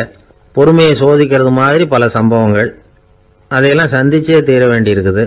எங்க போனாலும் கியூல நிக்க வேண்டியிருக்குது. எங்க போனாலும் காத்துக்கிட்டு இருக்க வேண்டியிருக்கு. ஆபீஸ்லயோ வீட்லயோ கூட நீங்க நிதானமா பொறுமையா நடந்துக்க தெரியலன்னா உங்களுக்கு சிடுமூஞ்சி, முசுடு இப்படிலாம் பேர் வச்சிருவாங்க. அது உங்களுக்கு தேவையா? சரி, வாழ்க்கையில் பொறுமைசாலின்னு பேர் வாங்கறதுக்கு என்ன வழி? முதல் பாயிண்ட், நீங்க நினைக்கிறது, எதிர்பார்க்கறது, செய்யறது எல்லாமே 100% கரெக்டா நடக்கணும்னு ஆசைப்படக்கூடாது. எதுவா இருந்தாலும் அதுல ஓரளவுக்கு தவறு நடக்கலாம் அப்படிங்கறத எதிர்பார்த்தே இருக்கணும். ஓரளவுக்கு அதை அனுமதிக்கணும். ஒரு நண்பரை 6 மணிக்கு ஒரு இடத்துக்கு வர சொல்லி இருக்கிறீங்க. 6 மணிக்கு அவர் வரல, உடனே பொறுமை இழந்து நடந்துக்க கூடாது. ஒரு 10 நிமிஷம் டிலே ஆகலாம். ஒரு வர்ற வழியில பஸ்ஸு கூட ஏதாவது டிராபிக்ல மாட்டிருக்கலாம். அதெல்லாம் எதிர்பார்த்தே கொஞ்சம் காத்திருக்கிறதுல ஒன்றும் தப்பு இல்லை. சில சமயம் டிலே ஆகிறது கூட நல்லதா முடியும். ஒரு பஸ்ஸை தவற விட்டுட்டு ஐயோ கொஞ்சம் ஒரு 2 நிமிஷம் முன்னாடி வந்திருந்தா பிடிச்சிருக்கலாமே அப்படின்னு தவிச்சுக்கிட்டு இருப்பாங்க சில பேர். அடுத்தபடியா வர்ற பஸ் நேரடியா நீங்க போக வேண்டிய இடத்துக்கே கொண்டு போய் விடுற பஸ்ஸா கூட இருக்கலாம். அது உங்களுக்கு முன்னாடி தெரியாதுல்ல. சில நெருக்கடியான சூழ்நிலைகளை தமாஷா எடுத்துக்கிறதுக்கு பழகிக்கணும். சில இடங்களுக்கு போறப்ப காத்திருக்கிறதுக்கு நம்ம மனசை தயார்படுத்திக்கிட்டே போகணும். ஒரு ரயிலுக்கோ பஸ்ஸுக்கோ அல்லது விமானத்துக்கோ கப்பல் பிரயாணத்துக்கோ போறப்போ அங்க போய் நீங்க மணிக்கணக்கில் கூட காத்துக்கிட்டு தான் இருக்கணும். புறப்படுற நேரம் கூட மாறலாம். நீங்க போய் சேர்ந்ததும் அது உடனே புறப்படணும்னு கட்டாயமா என்ன? அது மாதிரி சமயத்துல படிக்கிறதுக்குன்னு சில சுவாரஸ்யமான புத்தகங்களையும் கையில் எடுத்துக்கலாம். உங்களை சுத்தி எவ்வளவோ சுவாரஸ்யமான சம்பவங்கள் நடந்துகிட்டு இருக்குதுல்ல, அதையெல்லாம் வேடிக்கை பாருங்க. எதுக்காக காத்துக்கிட்டு இருக்கிறோமோ அந்த காரியத்துல உண்மையாவே நமக்கு ஒரு அக்கறை இருந்தா நமக்கு போர் அடிக்காது. சில கோயில்களில் பார்த்துருப்பீங்க, தரிசனத்துக்காக பக்தர்கள் நாள் கணக்கில் காத்துக்கிட்டு இருப்பாங்க. அவங்களெலாம் அழுத்துக்கிறது இல்லை. ஆண்டவனை தரிசிக்கணுங்கிற உண்மையான அக்கறை இருக்கிறதுனால அவங்களுக்கு போர் அடிக்கிறது இல்லை. ஆனால் சில சினிமா தியேட்டரில் கூட பார்க்கலாமே, சினிமா கியூ கூட அப்படிதான். சாயந்தரம் 6 மணி ஆட்டத்துக்கு காலம்பரம் 6 மணிக்கே போய் கூட காத்துக்கிட்டு இருப்பாங்க. அவங்களுக்கெல்லாம் போர் அடிக்காது, படம் பார்க்குற ஆர்வம். இன்னொரு முக்கியமான விஷயத்த நாம் பழக்கப்படுத்திக்கணும். லிவ் ஃபார் தி மூமெண்ட் அப்படிங்கிறாங்க நிபுணர்கள். ரொம்ப பேர் எப்படின்னா அடுத்தபடியாக நடக்க போகிற விஷயத்திலேயே கவனமாக இருப்பாங்க. அந்த நினைப்புலேயே இந்த நிமிஷத்தை பொறுமை இல்லாமல் கழிப்பாங்க. ஒருத்தர் இருக்கார், அவர் எப்படின்னா ஆஃபீஸ் முடியறதுக்குள்ளேயே சார் 5 மணிக்கெல்லாம் ரெடியாக இருங்க, நாம் அந்த ஹோட்டலில் போய் டிஃபன் சாப்பிட்ணும் அப்படின்னு 4 மணிலேருந்து சொல்லிகிட்டு இருப்பார். 4:55 பரபரப்பாக ஓடி வருவார். 2 பேரும் புறப்படுவோம், ஹோட்டலுக்கு போவோம், சாப்பிட்டுக்கிட்டு இருப்போம். அப்படி சாப்பிட்டுட்டு இருக்கிறப்ப சார் சாப்பிட்டு முடிச்சதும் நேராக ஒரு ஜவுளி கடைக்கு போகிறோம் அப்படிம்பார். பரபரக்க சாப்பிட்டு முடிப்பார், புறப்படுவார். ஜவுளி கடையில் அவசரமாக சீக்கிரம் பில் போடுங்க சார், சினிமாவுக்கு நேரம் ஆகிடும்பார். சினிமா தியேட்டரில் உட்காந்து அடுத்தபடியாக எங்கே டின்னர் சாப்பிட்றதுன்னு யோசனை பண்ணிகிட்டு இருப்பார். ராத்திரி படுக்கையில் விழுந்ததுக்கு அப்புறமும் நாளைக்கு காலையில் எழுந்திரிச்சதும் அதை பண்ணணும் இதை பண்ணணும்னு திட்டம் போட்டுக்கிட்டே இருப்பார். அதாவது எப்பவும் அடுத்த நிமிஷம், அடுத்த நாள், அடுத்த வாரம், அடுத்த வருஷம், இதுதான் அவங்க சிந்தனை. இந்த நிமிஷம் என்ஜாய்மெண்ட்டை அவங்க இழந்துடுறாங்களாம். அதனால தான் வாழ்நாள் பூரா பொறுமையின்மை, அவஸ்தை, அல்லல். அதனால நாம எல்லாரும் வாழ்க்கையில நிதானமா இருக்கிறதுக்கு கத்துக்கணுமா. அதுக்காக இந்த நிதானத்துக்கு வேற விதமான அர்த்தம் பண்ணிக்க கூடாது. ஒருத்தர் அப்படித்தான் ஒரு தடவை அவருடைய குதிரை காணாம போயிட்டு தான். அதுக்காக அவர் கவலைப்படல, நிம்மதியா இருந்தார், சந்தோஷமா இருந்தார். என்ன சார் இது, உங்க குதிரை திருட்டு போயிட்டுதுங்கிறீங்க, நீங்க கவலைப்படாம இருக்கிறீங்களே அப்படின்னு கேட்டாங்களாம். அதுக்கு அவர் சொல்லியிருக்கார், நல்ல வேலை சார், கட்டியிருந்த குதிரை காணாம போயிருக்குது. நான் அது மேல உட்காந்துருக்கிற சமயம் அது காணாம போயிருந்ததுன்னா, திருட்டு போயிருந்ததுன்னா நானும் சேர்ந்துல காணாம போயிருப்பேன் அப்படின்னாராம். எவ்வளவு நிதானமான ஆள் பாருங்க. ஒரு நாள் காலை நேரம் ஒரு குரு படுக்கையை விட்டு எழுந்திருக்கிறார். உடனே சீடர்களை பார்த்து எல்லாரும் இப்படி வாங்கங்கிறார். எல்லாரும் வர்றாங்க வேகமா. என்னங்க வேணும் உங்களுக்கு அப்படிங்கிற மாதிரி எல்லாரும் குருவை பார்த்தாங்க பயபக்தியோட. குரு அந்த சீடர்களை பார்த்து, இதை பாருங்க, இப்போ நான் ஒரு சிக்கலான விவகாரத்தில் மாட்டிக்கிட்டு இருக்கிறேன். அதை நீங்கள் தீர்த்து வச்சா நல்லதுன்னார். சீடர்களுக்கு ஒன்றும் புரியல. என்ன இது இவர் இப்படி சொல்கிறாரு, நமக்குள்ள எல்லா விவகாரங்களையும் தீர்த்து வைக்கிறவர் நம்ம குருநாதர், அவருடைய விவகாரத்தை நாம தீர்த்து வைக்கிறதா, ஆச்சரியமாக இருக்குதே, குருநாதருக்கே சிக்கலா அப்படின்னு யோசனை பண்ண ஆரம்பித்தாங்க. இருந்தாலும் ரொம்ப பணிவாக கேட்டாங்க, சுவாமி உங்களுக்கே சிக்கலா? இந்த உலகத்து சிக்கல்களுக்கும் சிரமங்களுக்கும் அப்பாற்பட்டவர் அல்லவா தாங்கள், அப்படிப்பட்ட உங்களுக்கு சிக்கல்னா அது எப்படி அப்படின்னாங்க. எனக்கு ஏற்பட்டிருக்கிற சிக்கல் அவ்வளவு பெருசு, ரொம்ப பெரிய விவகாரம் அது அப்படின்னார் குரு. கொஞ்சம் விவரமாக சொல்லுங்க அப்படின்னாங்க இவங்க. இப்போ அந்த குரு விவரத்தை சொன்னார். அதாவது நேற்று ராத்திரி நான் ஒரு கனவு கண்டேன். அந்த கனவுல நான் ஒரு பட்டாம்பூச்சியாக மாறிட்டேன். அப்படி மாறி ஒவ்வொரு மலராக பறந்து போய் உட்காந்து தேன் சாப்பிட்டேன் அப்படின்னார். சீடர்கள் இதை கேட்டதும் ரொம்ப திகைச்சு போயிட்டாங்க. என்ன இது, இது ஒரு பெரிய பிரச்சனையா? ஒரு சாதாரண கனவு கண்டதுக்காகவா இந்த காலை வேளையில் நம்மளையெல்லாம் குருநாதர் இவ்வளவு அவசரமாக கூப்பிட்டுருக்கார் அப்படின்னு நினைச்சாங்க. இருந்தாலும் கேட்டாங்க, இதில் என்ன சிக்கல் சுவாமி? கனவுங்கிறது எல்லாருக்கும் வரத்தானே செய்யும் அப்படின்னார் ஒரு சீடர். சீடர்களே, பிரச்சனை அது இல்லை. நான் இன்னைக்கு காலையில் கண்ணு முழிச்சு பார்த்தப்போ நான் நானாக மறுபடியும் மாறிட்டேங்கிறத தெரிஞ்சுக்கிட்டேன். இதில் சிக்கல் என்னன்னா, இப்போ அந்த பட்டாம்பூச்சி தான் நானா ஆயிட்டதாக கனவு கண்டுகிட்டு இருக்கா அப்படிங்கிறது தான். ஒரு மனுஷன் பட்டாம்பூச்சி ஆகிறதாக கனவு காண முடியுங்கிறப்போ அந்த பட்டாம்பூச்சியும் மனுஷனா ஆகிறதாக கனவு காண முடியும் இல்லையா? இப்போ எனக்கு யதார்த்த நிலை தெரியணும், எது நிஜம்னு தெரியணும். நேற்று ராத்திரி நான் கண்டது கனவா, அல்லது இது பட்டாம்பூச்சி கண்டுகிட்டு இருக்கிற கனவா? இதுதான் குரு கேட்ட கேள்வி. இதை கேட்டதும் சீடர்கள் ரொம்ப குழம்பி போயிட்டாங்க. சுவாமி, இது வரைக்கும் நாங்கள் தூங்குறப்ப பார்க்கறது கனவுன்னும் மூழ்கிட்டு இருக்கிறப்ப பார்க்கறது நனவுன்னு நம்பிக்கிட்டு இருக்கிறோம். இப்போ எங்களை ரொம்ப குழப்பிட்டீங்க, இதுக்கு பதில் சொல்ல எங்களுக்கு சக்தி இல்லை அப்படின்னு சொல்லிவிட்டாங்களாம். அதுக்கப்புறம் அந்த குரு சொன்னாராம், நினைவு தான் முக்கியமான அம்சம். முடிவு கட்டம்னா பகலின் நினைவுகளை விட இரவின் கனவுகளே ரொம்ப உண்மை. ஒருத்தன் தூங்க போனால் தூங்கிக்கிட்டே இருந்தா அவன் காணும் கனவு பொய்ங்கிறத அவன் உணர மாட்டான். ஒவ்வொரு கனவும் காணும் பொழுது அது ரொம்ப உண்மையாக தான் தெரியுது. ஒரு கனவு கூட உண்மை இல்லைன்னு கனவுல தோன்றுவதே இல்லை அப்படின்னார் குரு. அகில வாழ்வு அத்தனையும் சொற்பனம் கண்டாய் அப்படிங்கிறார் தாயுமானவர். ஆகையினால நம்ம கனவுலேருந்து நாம் என்னைக்கு முழிச்சிக்க போகிறோம் அப்படிங்கிறது தான் ஒரு முக்கியமான கேள்வி. ஒருத்தர் வந்தார், காலில் கட்டோடு வந்தார். என்னங்க காலில் கட்டுன்னு? சார், நேற்று ராத்திரி தூக்கத்தில் எங்கள் வீட்டு கூரையில் ஏணியை சாத்தி வச்சு இறங்கினப்போ வழுக்கி விழுந்து காலை உடச்சிக்கிட்டேன்னார். உங்கள் வீட்டில் தான் ஏணியே கிடையாது சார் அப்படின்னு. உண்மைதான் சார், நான் கீழே விழுந்து முழிச்சுக்கிட்டதுக்கு அப்புறம் தானே ஏணி இல்லைங்கிறது எனக்கு ஞாபகம் வந்தது அப்படின்னார். எனக்கு அதிர்ஷ்டமே இல்லை சார் அப்படின்னார் ஒருத்தர். ஏன் அப்படி சொல்றீங்கன்னு கேட்டோம். வியாபாரம் பண்ணலாம்னு ஒரு கடை வச்சேன். வேண்டிய போட்டவங்க கூட என் கடையில் எதுவும் வாங்க மாட்டேங்கிறான். எல்லாரும் அடுத்த கடைக்கு தான் போகிறான் அப்படின்னு சொல்லி ரொம்ப அழுத்துக்கிட்டார். இதுக்கு போய் அதிர்ஷ்டம் இல்லைன்னு சொல்லாதீங்க. வாடிக்கையாளர்களை கவர்றது எப்படிங்கிறது உங்களுக்கு தெரியல, அதுதான் குறை அப்படின்னும். சார், உங்களுக்கு தெரிஞ்ச அந்த ரகசியத்தை எனக்கும் கொஞ்சம் சொல்லி கொடுங்களேன் அப்படின்னார். சரி, உங்கள் காதை இப்படி கொடுங்க அப்படின்னு சொல்லி அது சம்பந்தமா பெரிய வல்லுநர்கள் சொல்லியிருக்கிற கருத்துக்களை அவர்கிட்ட சொல்ல ஆரம்பித்தோம். அதாவது இந்த வாடிக்கையாளர்களை கவர்றதுக்கு வல்லுநர்கள் பல ஆலோசனைகளை ஏற்கனவே சொல்லி வச்சிருக்கிறாங்க. அது சம்பந்தமா அனுபவப்பட்டவங்க, அதை தெரிஞ்சு வச்சுக்கணும். அதாவது கடை வச்சிருக்கிறவங்க எல்லாரும் இதை கொஞ்சம் காதில் வாங்கி வச்சுக்கணும். எதை இப்போ சொல்ல போகிறத. எப்பவும் பணத்தை சம்பாதிக்கிறதுலேயே குறியா இருக்கக்கூடாதான். அதை விட முக்கியமாக நீங்கள் சம்பாதிக்க வேண்டியது வாடிக்கையாளர்களுடைய மன நிறைவு. வர்றவங்க திருப்தியோடு போகணும், அது முக்கியம். அதில் கவனமாக இருக்கணும். கடைக்கு வர்ற ஒருத்தர் ஏதாவது ஒரு குறை சொல்கிறாருன்னு வச்சுங்க, அதை அலட்சியப்படுத்தக்கூடாது. ரொம்ப அக்கறையோடு அதை காது கொடுத்து கேட்கணும். அப்படியா சார், அதை நான் அவசியம் கவனிக்கிறேன் அப்படின்னு சொல்லணும். ஒருத்தர் வரார், சார் நேற்றுக்கு உங்கள் கடையில் இதை நான் வாங்கிட்டு போனேன், வீட்டில் இது வேணான்னு சொல்லிவிட்டாங்க, அது திருப்பி கொடுக்கறதுக்காக தான் வந்திருக்கிறேன் அப்படின்னு சொல்லி திருப்பி கொடுக்குறார். உடனே நீங்கள் முகம் சுளிக்கக்கூடாது, எரிச்சல் படக்கூடாது. வழக்கம் போல நிதானமா முகமலர்ச்சியோட அதை திருப்பி வாங்கிக்கணும். இவ்வளவு ரூபாய்க்கு சாமான் வாங்கினா இந்த ஸ்பூன் அன்பளிப்பு, இப்படி ஏதாவது கொடுக்கலாம்.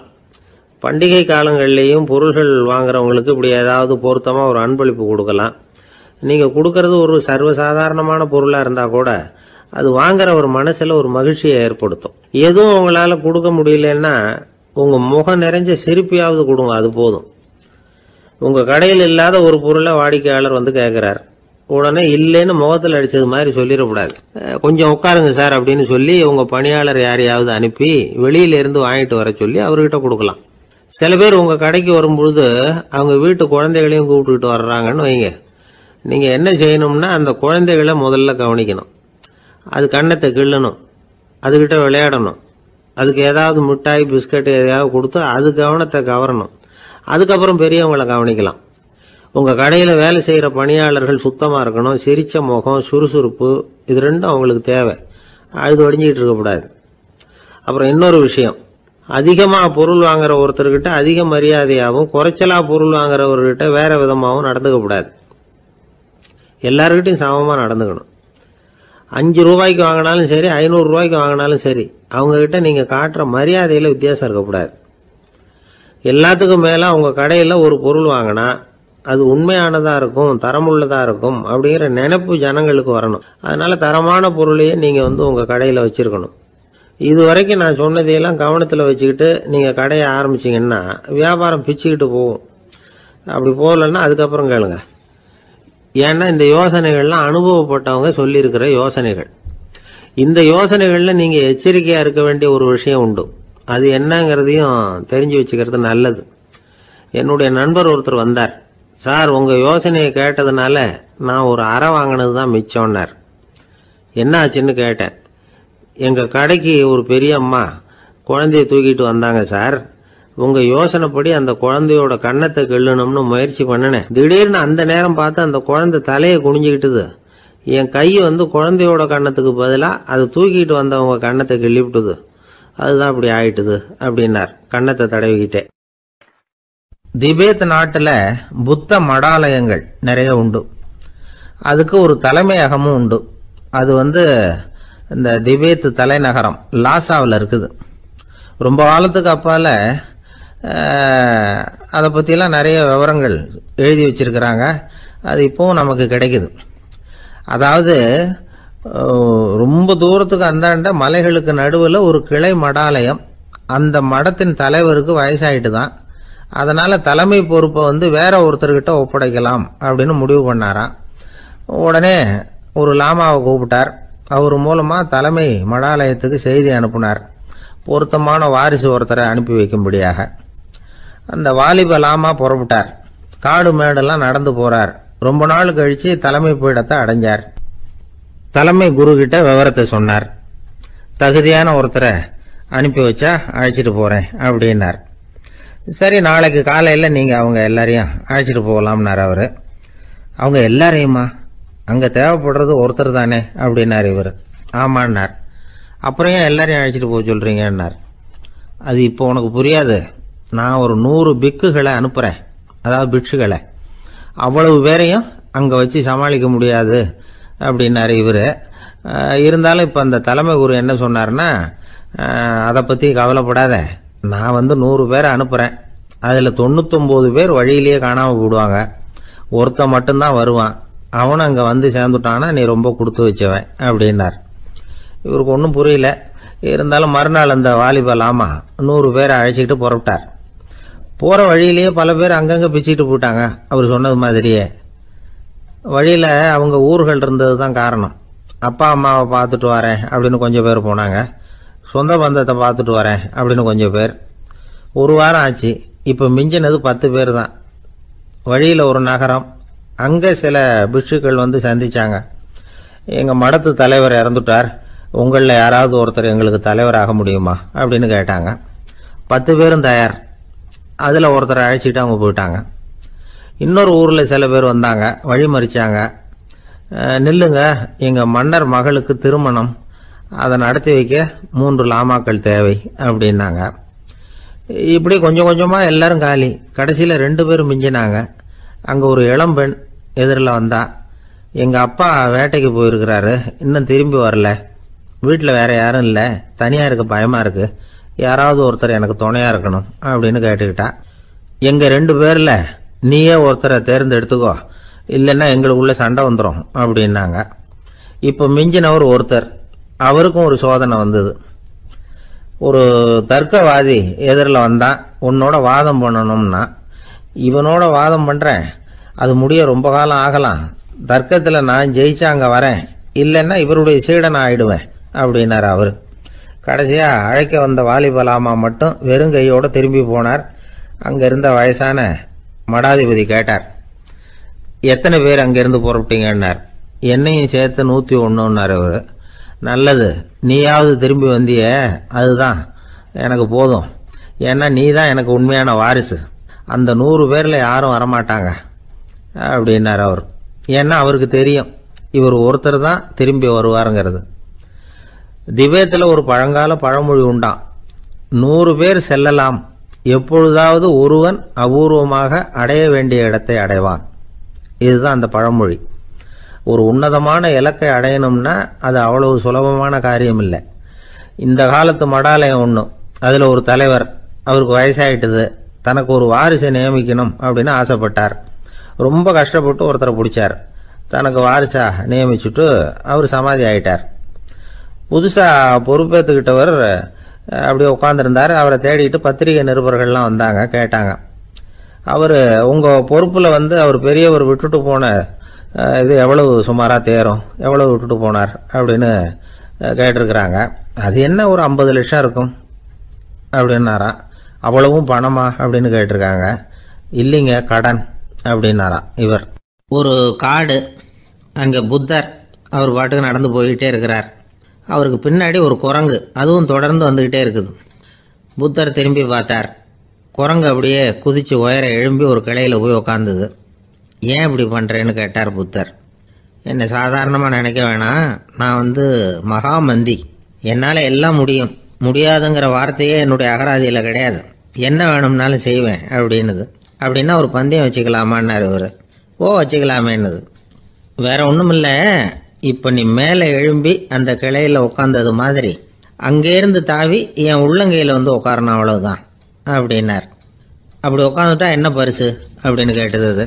சொர்க்கத்தில் இருக்கிற மாமன்னன் மரகத சக்கரவர்த்தியை என்னோட இருக்கும்படியாக கூப்பிட்டுக்கிறேன். அந்த சமயத்தில் அவருடைய அரியணை அங்கே காலியாயிடும், நீ அதில் போய் உட்காந்துக்கலாம். பந்தயத்தில் தோத்துட்டா ஒரு கல்ப காலம் இந்த பூமியில் வாழ வேண்டியிருக்கும், அதுக்கு பிறகுதான் என்கிட்ட வர முடியும், என்ன சொல்கிற அப்படின்னார். குரங்குக்கு தாவறது ஒரு பெரிய காரியமா? இது எனக்கு ரொம்ப சாதாரண விஷயம், என்ன இப்போவே தாவட்டுமா அப்படின்னுது. சரின்னு சொல்லி உள்ளங்கையை நீட்டினார். அவருடைய கை தாமரை இலை அளவுக்கு அப்படியே விரிஞ்சுது. குரங்கு சௌரியமாக உட்கார்றதுக்காக. குரங்கு தாவறதுக்கு தயாராச்சு. அதுக்கு முன்னாடி ஒரு சின்ன யோசனை அதுக்கு. இந்த கிளையிலேருந்து அந்த கைக்கு தாவறது எனக்கு ரொம்ப அற்பமான ஒரு வேலை, இது ரொம்ப சாதாரணம், என்னுடைய கௌரவத்துக்கு இது சரியாக இருக்காது. அதனால் நான் என்ன பண்ண போகிறேன்னா, இங்கேருந்து கிளையிலேருந்து அப்படியே உயர எழும்ப போகிறேன். எழும்பி மேல் உலகம் போய் அங்கே ஒரு சுற்றிவிட்டு அதுக்கப்புறம் அங்கேருந்து நேராக இந்த கையில் உட்கார போகிறேன் அப்படின்னு நினச்சது. என்ன யோசிக்கிற அப்படின்னார் புத்தர். ஒன்றும் இல்லை, இந்த பாயிரம் பார் அப்படின்னு சொல்லி தாவி உயர போயிட்டுது. கொஞ்ச நேரத்தில் வான உலகத்துக்கே போய் சேர்ந்துட்டுது. அங்கே போய் பார்த்தா அங்கே ஒரு 5 பளிங்கு தூண்கள் இளம் சிவப்பு நிறத்தில் நின்றுக்கிட்டு இருக்குது. குரங்கு நினச்சிக்கிட்டது, புத்தர்கிட்ட போய் இந்த பளிங்கு தூண்களை பார்த்தோம்னு சொன்னால் அப்படியே திகைச்சு போயிடுவார், இந்த தூணில் ஏதாவது அடையாளம் செஞ்சுட்டு போகணும் அப்படின்னு அந்த இடத்துல மிதந்துக்கிட்டே நினச்சிது. உடனே ஒரு தூணில் எழுதிச்சு. என்ன எழுதிச்சுன்னா, ஒரு மகா ஞானி இங்கே வந்துட்டு போகிறார் அப்படின்னு எழுதிச்சு. எழுதிவிட்டு அப்படியே கீழே தாவி புத்தரோட உள்ளங்கையில் உட்காந்துது. எப்படி பார்த்தீங்களா என்னுடைய வேலை? வான உலகத்துக்கே போய் அங்கே இருக்கிற 5 பளிங்கு தூண்களை பார்த்துட்டு அதில் நான் வந்த விவரத்தை எழுதி வச்சுட்டு அதுக்கப்புறம் இங்கே வந்திருக்கிறேன் அப்படின்னுது ரொம்ப பெருமையாக. அப்படியா அப்படின்னார் புத்தர். ஆமாம், சந்தேகமாக இருந்தால் வாங்க, அழைச்சிட்டு போய் காட்டுறேன் அப்படின்னுது அந்த குரங்கு. அதுக்கு தேவையில்லை, அப்படியே கொஞ்சம் கீழே குனிஞ்சு பார் தெரியும் அப்படின்னார் புத்தர். அங்கே பார்த்தா புத்தரோட உள்ளங்கை தெரிஞ்சுது. நல்லா உத்து பார்த்துது. அவரோட ஒரு விரலில் அது எழுதிய வாசகம் தெரிஞ்சுது. குரங்கு யோசனை பண்ணிச்சு, அப்படின்னா வானத்தில் நான் பார்த்தது புத்தரோட விரல்களா? அப்படின்னு யோசிச்சுது. இதை புரிஞ்சுக்கிட்ட உடனே அந்த குரங்கோட கர்வம் அழிஞ்சு போச்சான். நம்ம மனசு தான் இந்த குரங்கு. மனம்ங்கிறதும் ஆணவம்ங்கிறதும் ஒரு நாணயத்தின் ரெண்டு பக்கங்கள். மனம் உள்ளவரை ஆணவமும் இருக்கும். மனம் அழிஞ்சாதான் ஆணவம் அழியும். மனம் அழிய வேண்டும் அப்படின்னு பெரியவங்க சொல்றது இந்த அர்த்தத்தில் தான். நம்ம ஆளுங்க சவால் விடுறதெல்லாம் வேற மாதிரி. ஒருத்தன் ஒரு வாய்க்காலை தாண்டுறேன்னு பந்தயம் கட்டி தாண்ட முடியாம வாய்க்காலில் விழுந்து காலை உடச்சிக்கிட்டு கட்டு போட்டுக்கிட்டு வந்தான். ஏண்டா அப்படின்னு கேட்டாங்க. நான் பந்தயம் கட்டின நேரம் சரியில்லை அப்படின்னா. எப்படிறான்னு கேட்டிருக்காங்க. வாய்க்காலில் தண்ணி இருக்கிற நேரமாக பார்த்து பந்தயம் கட்டியிருக்கணும் அப்படின்னா. ஒரு ஊரில் ஒரு ஆள் இருந்தான். அவனுக்கு ஒரே ஒரு மகள். அவளை நல்ல இடத்துல கட்டி கொடுக்கணும்னு ஆசைப்பட்டான். அதுக்காக மாப்பிள்ளை தேடிக்கிட்டு இருந்தான். அவன் கொஞ்சம் வசதியான ஆள். அதனால் நிறைய பேர் வந்தாங்க. இருந்தாலும் ஒரு நல்ல குணமுள்ள மாப்பிள்ளையாக இருக்கணும் அவன் எதிர்பார்த்தான். அப்படி இருக்கணும்னு தொடர்ந்து முயற்சி பண்ணான். கடைசியாக ஒரு 3 பேர் கிடைச்சாங்க. அந்த 3 பேரில் யாரை தேர்ந்தெடுக்கிறது, இதுதான் அவனுக்கு வந்த குழப்பம். இந்த நிலைமையில் ஒரு பெரியவரை தேடி போனான். அவர்கிட்ட தன்னுடைய பிரச்சனையை சொன்னான். அவர் கொஞ்சம் யோசனை பண்ணார். அதுக்கப்புறம் 3 பேரையும் கூப்பிட்டார். இதை பாருங்கப்பா, உங்கள் 3 பேருக்கும் 3 மாத கால அவகாசம் தர்றேன். நீங்கள் இப்போ போகலாம். 3 மாதம் கழித்து திரும்பி வரலாம். அப்படி வரும்பொழுது இந்த 3 மாத காலத்தில் நீங்கள் செஞ்ச நல்ல காரியம் ஏதாவது ஒன்று சொல்லணும். அதை வச்சு உங்களில் ஒருத்தரை நாங்கள் தேர்ந்தெடுத்துக்கிறோம் அப்படின்னு சொன்னாராம். 3 பேரும் சரின்னு சொல்லிவிட்டு திரும்பி போயிட்டாங்க. 3 மாதம் ஆச்சு. அதுக்கப்புறம் ஒரு நாள் திரும்பி வந்தாங்க. அவர் அவங்கள கூப்பிட்டு உட்கார வச்சார். அப்புறம் கேட்டார், இப்போ சொல்லுங்கள், இந்த 3 மாத காலத்தில் நீங்கள் செஞ்சிருக்கிற ஏதாவது ஒரு நல்ல காரியத்தை சொல்லுங்க அப்படின்னார். முதல்ல ஒருத்தன் எழுந்திரிச்சு நின்னான். ஐயா, எங்கள் அப்பா இறந்த பிறகு அவரோட கணக்கு வழக்குகளை எடுத்து பார்த்துக்கிட்டு இருந்தேன். அவர் ஒரு வியாபாரிகிட்ட 10,000 ரூபா கடன் வாங்கியிருக்கிறதாக எழுதியிருந்தார். அந்த வியாபாரியும் இப்போ உயிரோட இல்லை. இருந்தாலும் அந்த வியாபாரியோட மகனை தேடி கண்டுபிடிச்சேன். கணக்கு புத்தகத்தை காட்டினேன். உங்கள் அப்பா கிட்ட 10,000 ரூபா கடன் வாங்கியிருக்கிறதாக இதை எழுதியிருக்கிறார். அதனால் அதை திருப்பி கொடுக்கறதுக்காக வந்திருக்கிறேன். இந்தாங்க அந்த பணம் அப்படின்னு சொல்லி கொடுத்துட்டு வந்துட்டேன் அப்படின்னு நானும். இதை பெரியவர் கவனமாக கேட்டுக்கிட்டார். அதுக்கப்புறம் 2வது இளைஞன் எழுந்திரிச்சான். ஐயா, நான் போன மாதம் ஒரு நாள் ராத்திரி வேளையில் ஒரு காட்டுப்பாதை வழியாக எங்கள் ஊருக்கு போய்கிட்டு இருந்தேன். அந்த சமயத்தில் அந்த வழியாக வந்துக்கிட்டு இருந்த ஒரு வழிப்போக்கர்கிட்ட 4-5 திருடர்கள் வம்பு வளர்த்து அவர்கிட்ட இருந்த பொருளை எல்லாம் கொள்ளையடிச்சிக்கிட்டு இருந்தாங்க. நான் உடனே ஒரு குச்சியை எடுத்துகிட்டு ஓடினேன். அந்த திருடர்களை அடித்து விரட்டினேன். பொருளை எல்லாம் மீட்டு அந்த வழிப்போக்கர்கிட்ட ஒப்படைச்சேன்.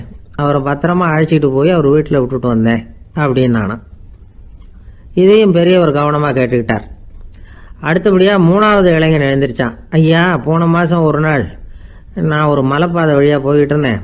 மலைப்பாதை விளிம்பில் ஒரு மதகு கட்டை, அது மேலே ஒரு ஆள் படுத்து தூங்கிட்டு இருந்தான். அந்த பக்கம் தவறி உருண்டு விழுந்திருந்தான்னா அதில் பாதாளம். அது மலையடி வாரத்தில் போய் தான் விழணும். அவ்வளவு பள்ளம். அது தெரியாமல் அவன் பாட்டுக்கு தூங்கிட்டு இருந்தான். நான் உடனே அவன்கிட்ட ஓடி போய் குனிஞ்சு அவன் முகத்தை பார்த்தேன். அப்போ தான் புரிஞ்சுது, அவன் ஏற்கனவே எனக்கு தெரியும். அவனை எனக்கு நிறைய கெடுதல் பண்ணியிருக்கிறான், இடைஞ்சல் கொடுத்தவன். இருந்தாலும் ஐயோ பாவம்னு நினச்சி அவனை எழுப்பி பாதுகாப்பாக வேற ஒரு இடத்துல படுக்க வச்சுட்டு வந்தேன் அப்படின்னு நானும். பெரியவர் இதையும் கேட்டுக்கிட்டார். அதுக்கப்புறம் அவங்க 3 பேரையும் பார்த்து, நீங்கள் போகலாம், நாங்கள் யோசித்து முடிவு பண்ணி உங்களுக்கு சொல்லி அனுப்புகிறோம் அப்படின்னாராம். அந்த இளைஞர்கள் புறப்பட்டு போயிட்டாங்க. அதுக்கப்புறம் அந்த பெண்ணோட அப்பாவை பார்த்து சொன்னார், இந்த 3 பேருமே நல்ல பிள்ளைங்க தான், அதில் ஒன்றும் சந்தேகம் இல்லை. இருந்தாலும் இந்த 3 பேர் செஞ்ச செயல்களையும் ஒப்பிட்டு பார்க்க வேண்டியிருக்கு. முதல் இளைஞன் நேர்மைக்கு எடுத்துக்காட்டாக விளங்குறான். இந்த காலத்தில் இது மாதிரி இளைஞர்களை பார்க்கறது ரொம்ப கஷ்டம்தான். இருந்தாலும் அவன் கடமையை தான் செஞ்சான். 2வது இளைஞன் நல்ல வீரன், தைரியசாலி. ஒரு வீரன் எதை செய்யணுமோ அதைத்தான் இவன் செஞ்சான். இவன் ஒரு லட்சிய மனிதன். 3வது இளைஞன் தன்னுடைய பகைவனுக்கே உதவி செஞ்சிருக்கான். அவன் உயிரை காப்பாற்றியிருக்கிறான். பகைவனுக்கு அருள்வதுங்கிறது ஒரு சாதாரண மனுஷனால செய்யக்கூடிய காரியம் இல்லை. பகையை மறக்கிறதும் பகைவனுக்கு அருள்வதும் தெய்வீக பண்புகள். அதனால் இவனையே உன்னுடைய மகளுக்கு ஏற்ற மாப்பிள்ளையா தேர்ந்தெடுக்கலாம் அப்படின்னு சொன்னாங்களாம். ஒரு நல்ல நாளில் அவங்களுக்கு திருமணம் நல்ல விதமாக நடந்து முடிஞ்சுதான். இது சுவாமி சின்மயானந்தர் சொல்லியிருக்கிற ஒரு கதை. இதிலேருந்து நாம் புரிந்து கொள்ள வேண்டிய ஒரு கருத்து, நமக்கு கெடுதல் பண்ணவங்களுக்கும் நாம் நல்லது செய்யணும்.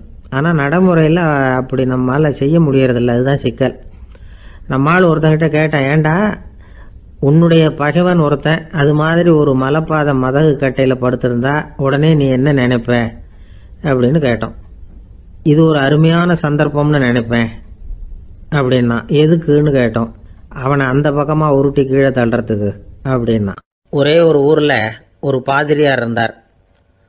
ரொம்ப நாள் சந்தோஷமாக வாழ்ந்தார். ஒரு நாள் அவர் மடத்து சமையல் அறையில் பாத்திரங்களை கழுவி துலக்கி சுத்தப்படுத்திக்கிட்டு இருந்தார். அந்த சமயத்தில் ஒரு தேவதூதன் அவர் முன்னாடி வந்து நின்னான். இவர் நிமிர்ந்து பார்த்தார். ஆண்டவர் என்னை உங்ககிட்ட அனுப்பியிருக்கிறார், பரலோகத்தில் வாசம் செய்யறதுக்கு உங்களுக்கு நேரம் வந்துட்டுது அப்படின்னு அந்த ஆள். ஆண்டவருக்கு என்னோட ஞாபகம் வந்ததுக்கு நன்றி. ஆனாலும் இப்போ இங்கே நீயே பாரு, எவ்வளவு பாண்டங்கள் பாக்கி இருக்கு, இவ்வளவையும் நான் சுத்தப்படுத்த வேண்டியிருக்கு. நான் நன்றி கெட்டவனாக இருக்க விரும்பலை. இந்த பணியை முடிக்கிற வரைக்கும் என்னுடைய பரலோக வாழ்வை தள்ளி வைக்க முடியுமா? நீ என்ன நினைக்கிற அப்படின்னு கேட்டார். தேவதூதன் தனக்கே உரிய விவேகத்தோட அன்போட பாதிரியாரை பார்த்தான். சரி, என்ன செய்யலாம்ங்கிறத அப்புறம் சொல்கிறேன் அப்படின்னு சொல்லிவிட்டு புறப்பட்டு போயிட்டான்.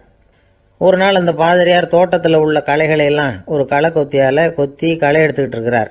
அந்த சமயத்தில் இந்த தேவதூதன் மறுபடியும் அவர் முன்னாடி நிற்கிறான். பாதிரியார் பார்த்தார். இதை பாரு, இந்த தோட்டம் பூராவும் எவ்வளவு களை மண்டி கிடக்கு, பரலோகம் கொஞ்ச காலம் எனக்காக பொறுத்திருக்கலாம்னு நீ நினைக்கிறியா அப்படின்னு கேட்டார். தேவதூதன் சிரிச்சுக்கிட்டே மறுபடியும் மறைஞ்சிட்டான். மறுபடியும் அவர் களை எடுக்கிறது, தானிய களஞ்சியத்துக்கு வர்ணம் பூசுறது, இப்படிப்பட்ட வேலைகளில் ஈடுபட்டிருக்கார். இன்னொரு நாள் ஒரு மருத்துவமனையில் நோயாளிகளை கவனிச்சுக்கிட்டு ரொம்ப தீவிரமாக இருக்கிறார் அந்த பாதிரியார். ஒரு நோயாளியோட தாகத்துக்கு தண்ணீர் கொடுத்துட்டு நிமிர்ந்து பார்க்குறப்போ தேவதூதன் மறுபடியும் அவர் முன்னாடி நிற்கிறான். இந்த தடவை பாதிரியார் தன்னலமற்றவராக பேரன்பை காட்டக்கூடிய வகையில் தன்னுடைய 2 கைகளையும் உயர்த்தியபடி தேவதூதனின் கவனத்தை பிணியால் வாடக்கூடிய நோயாளிகளின் பக்கம் திருப்பினாராம். தேவதூதன் ஒன்றும் சொல்லலை, மறைஞ்சிட்டான். அன்னைக்கு சாயந்தரம் பாதிரியார் மடத்தில் உள்ள தன்னுடைய அறைக்கு போய் இளைப்பாறினார். யோசிச்சு பார்த்தார். தேவதூதனையும் தேவதூதனின் விருப்பத்தையும் பல நாள் தள்ளி போட்டு வந்ததையும் அவர் ரொம்ப நினச்சி பார்த்தார். திடீர்னு தான் முதுமை அடைகிறதையும் சோர்வு அடைகிறதையும் உணர்ந்தார். ஆண்டவரை நினைச்சார். ஆண்டவரே, உம்முடைய தூதனை மறுபடியும் என்கிட்ட அனுப்புனா நான் சந்திக்கிறதுக்கு ஆவலாக இருக்கேன் அப்படின்னு சொல்கிறப்பவே தேவதூதன் பக்கத்தில் நின்னான். பாதிரியார் நிமிர்ந்து பார்த்தார். நீ இப்போவே என்னை அழைச்சிக்கிட்டு போக விரும்பினா நான் பரலோகத்துக்கு வர்றதுக்கு தயாராக இருக்கேன்னார். தேவதூதன் அந்த பாதிரியாரை அன்போடவும் விவேகத்தோடவும் பார்த்து, நீங்கள் என் கூட பரலோகத்துக்கு வர்ற தயாராக இருக்கிறதா சொல்கிறீங்க, ஆனால் நீங்கள் இதுவரைக்கும் வேற எங்கே இருந்ததா நினைக்கிறீங்க அப்படின்னு நானும். அப்படின்னா இதுவரைக்கும் இருந்த இடம் தான் பரலோகம் அப்படிங்கிறத உணர்த்தியிருக்கிறான். பரலோகம்னா என்னன்னு புரிஞ்சுக்கிறதுக்கு இந்த சம்பவம் நமக்கு உதவியாக இருக்குது. தொண்டு செய்கிறத விட பெரிய செயல் வேற எதுவும் இருக்க முடியாது. அது நம்ம மனசுக்கு கொடுக்குற சுகத்தை வேற எதுவும் கொடுக்க முடியாது. நாம் தொண்டு செய்கிற இடம் தான் அந்த புண்ணிய இடம். ஆனால் இந்த காலத்துல எல்லாம் நாம் தொண்டு செய்யணும்னு நினச்சி ஏதாவது ஆரம்பித்தா கூட அதை ஒரு மாதிரியாக சுற்றி நின்று வேடிக்கை பார்க்க ஆரம்பிச்சிடுறாங்க. ஒரு பெரியவர் அப்படித்தான் ஒரு தொண்டு செஞ்சுக்கிட்டு இருந்தார். ஒரு கோவில் கட்டிக்கிட்டு இருந்தாங்க. அதில் ஒரு இடத்துல ஒரு பலகையை வச்சு ஆணி அடிக்கிற வேலையை செஞ்சுக்கிட்டு இருந்தார் அந்த பெரியவர். ஒரு சின்ன பையன் அதை ரொம்ப ஊக்கமாக அக்கறையாக கவனிச்சுக்கிட்டு இருந்தான். பெரியவர் இதை கவனித்தார். என்னப்பா பார்க்குற, உனக்கும் இது மாதிரி தொண்டு செய்யணும்னு ஆசையாக இருக்கா அப்படின்னு கேட்டார். அதுக்கு அந்த பையன் சொல்கிறான், அப்படி இல்லைங்க, நீங்கள் ஆணி அடிக்கிறப்போ கையில் சுத்தியால் அடிச்சுக்கிட்டா எப்படி துடிப்பீங்க, எப்படி கத்துவீங்கன்னு தெரிஞ்சுக்கிறதுக்காக அதை பார்க்கணும்னு ஆசை, அதுக்காக தான் காத்துக்கிட்டு இருக்கேன் அப்படின்னு நானும். ஒருத்தர் சிகரெட்டும் கையுமா வந்தார். சார், இந்த புகைப்பிடிக்கிற பழக்கத்தை நிறுத்தி போடணும்னு தான் பார்க்குற, முடியலன்னார். புகைப்பிடிக்கிறத நிறுத்துறது ரொம்ப சுலபம் சார் அப்படின்னார் இன்னொருத்தர். எப்படி சொல்கிறீங்கன்னு கேட்டார் அவர். நான் கூட ஏற்கனவே 10 தடவை அந்த பழக்கத்தை நிறுத்தி இருக்கிறேன் சார் அப்படின்னார் இவர்.